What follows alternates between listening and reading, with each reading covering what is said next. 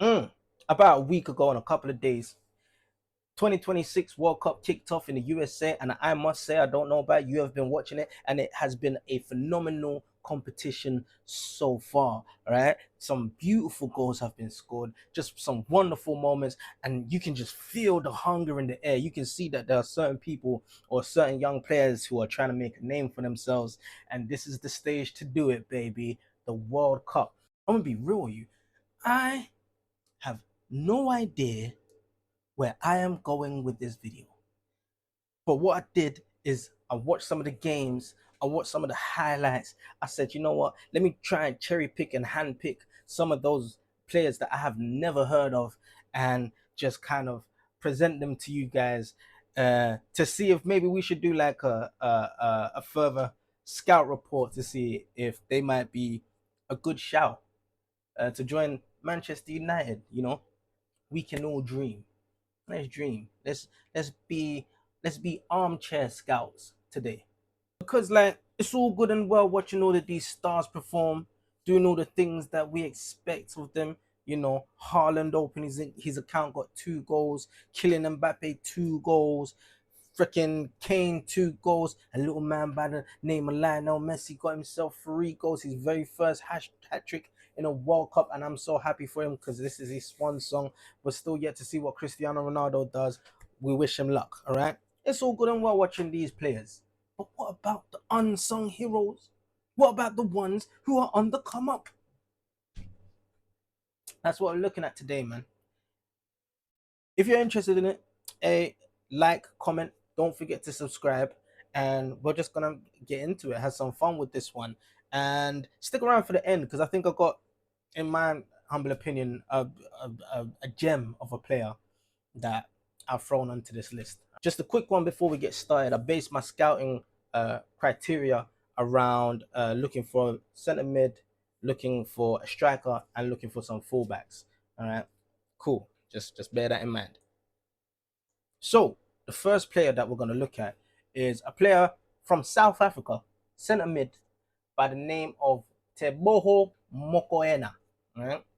And don't get twisted. I know he's a South African player and his league isn't saying much, but I saw him in the World Cup. I saw him playing, and he covered every single blade of grass. All right, his heat map was looking crazy. All right, 29 years old. Transfer value looking like 1.3 million according to FotMob. Right-footed, um, defensive midfielder. I don't know if I said that already, but who cares? In it, scores himself a penalty, and he in the match he done this really important acrobatic clearance and interception that really did save his team. I've really thought that in the game he really stood out in it, and he got the man of the match. So I'm looking forward to seeing this player uh, progress in the competition and playing some of the bigger teams to see how he kind of um, matches up. Because who did they play again? Sorry, who did who did they play? Who did South Africa play? Czechia. Czechia? Did I say that? No, I don't know if I said that right. They played that team in it. Yeah. Anyways, but 29 years old, 1.3 million. You can't argue with that. You mean just bring him over, let him play one or two of them Carabao Cups, pay him like 15 grand a week. He ain't gonna argue. Do you get it? But yeah, I just thought he was a good player, man. And I don't know if it's gonna translate to the Premier League, but we're just dreaming here. We're just having fantasy football talk, innit? The next player on my little short list here is a Colombian player by the name of Daniel Nunes. He also plays for Crystal Palace, which I didn't know. I've never noticed this player in my whole entire life, but not not when he played for Crystal Palace, but I noticed him play for Colombia. Right. So Colombia played against Uzbekistan, and the final score was, in fact, 3-1 to Colombia, and Daniel Munez, I'm hoping I'm saying that right. Munoz got one of the goals.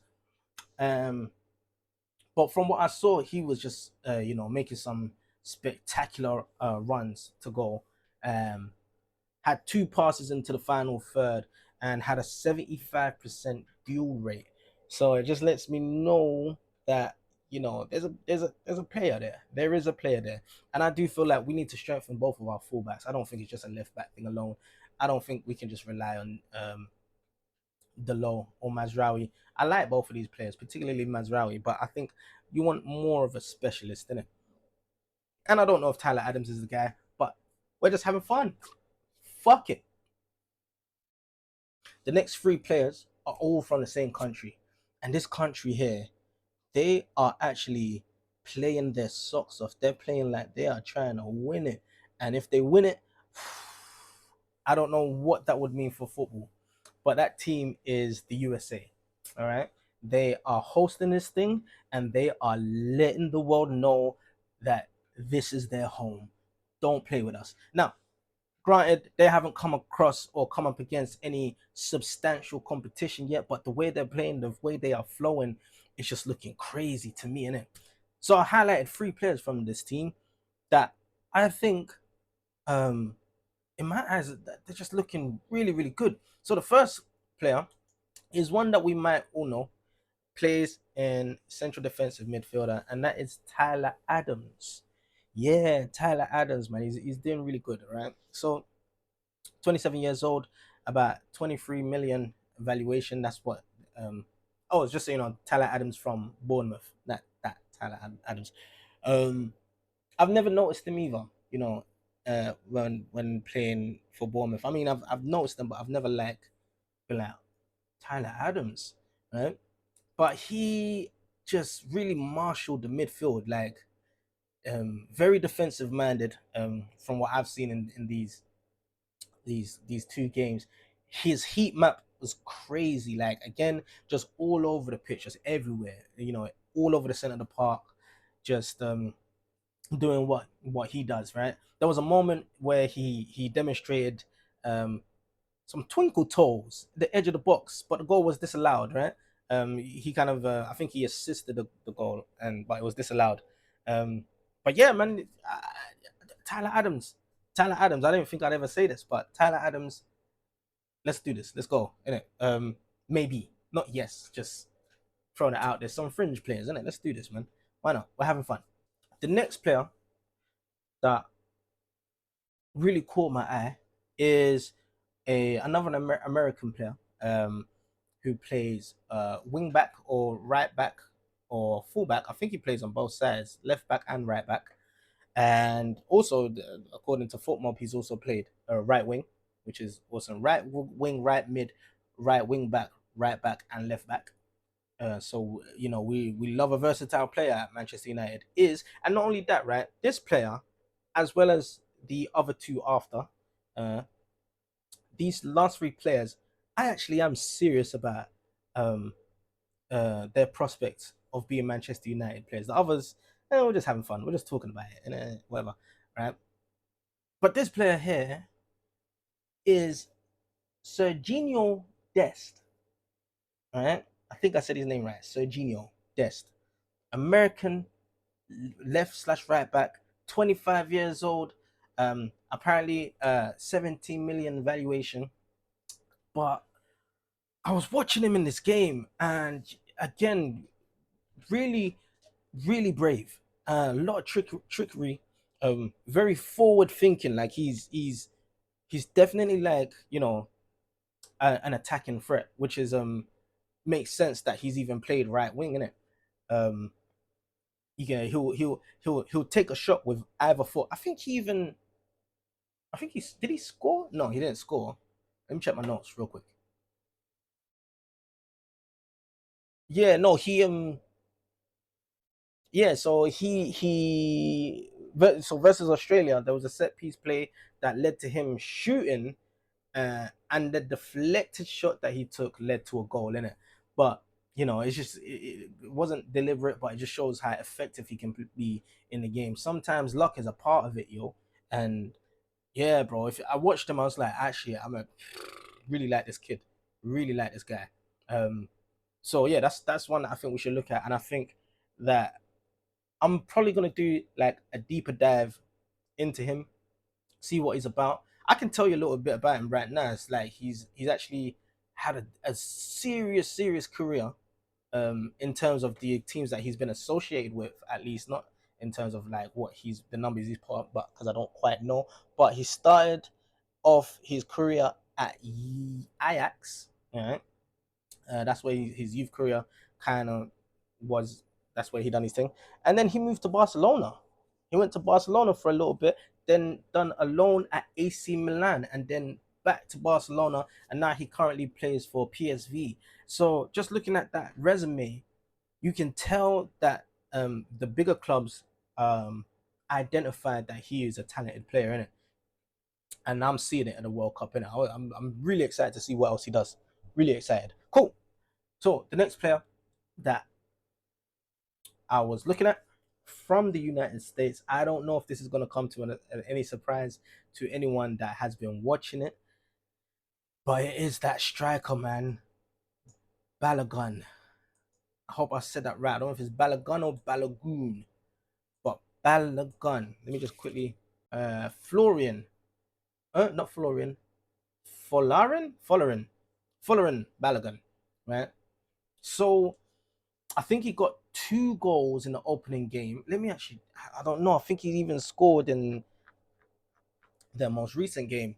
But yeah, 24 years old, 21.1 million valuation, striker, right footed, and he is blindingly quick, like blistering speed, right? Um, and in this competition, you can just he so far from what I've seen, he is scary, right? This might just be, I might just be having some recency bias. I just might be just seeing him and just being like, playing against these small oppositions, he's threatening. But Broski, like, yeah, man, I don't know what else to say about him. Like, 19 goals. He plays for Monaco at the time being. 19 goals for Monaco, including the 5 Champions League goals and 4 assists.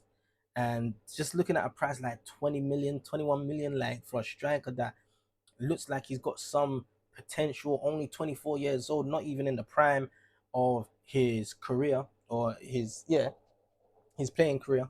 And I just think if he does come to Man United and he is a success, this will be the first US player in nearly 100 years to play for Manchester United. And I don't know, I'm thinking money, I'm thinking about shirt sales and stuff like that. That's if he does good, and Manchester United becoming more of an international brand over in the States and stuff like that. Um, yeah, I think I'm just thinking about this from different angles, isn't it? But he is a good player, and I'm definitely gonna keep my eye on him just to see what else he can produce, man. That is it. I just had to quickly inject this while I was editing. Done a little more research on this following guy, and he actually came up in the Arsenal academy. Never seen him in my life. He actually played for Arsenal, um, and went on loan to Middlesbrough and all that stuff there. But for Arsenal, he's played 10 games and scored only 2 goals in it. But yeah, I just thought I'd slap that in there. So I'm sure there might be some people who are very familiar with this guy, and maybe he's not all that I'm making him out to be. Maybe he's a little lackluster. Maybe he's grown into himself. But I am going to keep an eye. Finally, the last player on this list is a player from Switzerland called Johan Manzambi. All right, young player. All right, 20 years old. Apparently a 27 million valuation. He is apparently a defensive midfielder. Apparently, according to FOTMob, but he's played in all sorts of positions. You know, he's got the holy trinity. I don't know the trinity, but it's like a cross: CDM, CM, attacking mid, left wing, right wing, striker. In it, you see the cross, innit? But apparently he's predominantly a defensive midfielder. But I watched him play for Switzerland, and I was like, wait, this kid is he's pretty good, man. Because he was actually a substitute, right? And one sec, cool. He was a substitute who came on at the 72nd minute, scored two goals in that time. One of them was a volleyed attempt or volleyed success, shall we say, and the other I can't quite remember. The other one, like he kind of he was arriving in the box late. He wasn't even arriving in the box late. He was just really timing his run really well and just created a decent amount of space for himself to just, and he was begging for the ball, pass it here, put it here, put it here. And then as soon as he got the ball, he just slapped it in the net. And what I realized about him is that he's got these really good runs. And he's got these really good runs where he knows how to find the space, right? Whether that be like a run behind or a run just in front. But he just finds these pockets, at least from what I saw in that match. Innit? Also, had a decent eye on him. I saw him thread like a ball through to one of his teammates. Teammates received the ball. The defender kind of latched onto that teammate and fouled him. Ended up getting a red. Now, was that his intention? No, but sometimes you got to get lucky. If he didn't attempt that pass to thread it through, I was gonna say string it through to his accomplice, that red wouldn't have happened. But I actually am serious about that player as well. Like those last three players right there, um, Serginho Dest, um, Folorin Balogun. See, I don't even know the names. I have to be, and his name's here, Johan Manzambi. These three players, yeah, man. I've got my eye on them for this competition. Anyways, man. Anyways, man. I'm gonna leave the video right there. Subscribe if you want to, like if you liked it, and please, please, please don't be afraid to leave a comment. Are there any players that you've seen in this World Cup that you feel like we should all keep our eyes on? And have you seen any of these players? Like, what are your thoughts on these players? Are there any of these players that you feel like I'm just chatting pure shit on? All right, let's have this conversation and stay tuned for the next one. Mandem United, peace.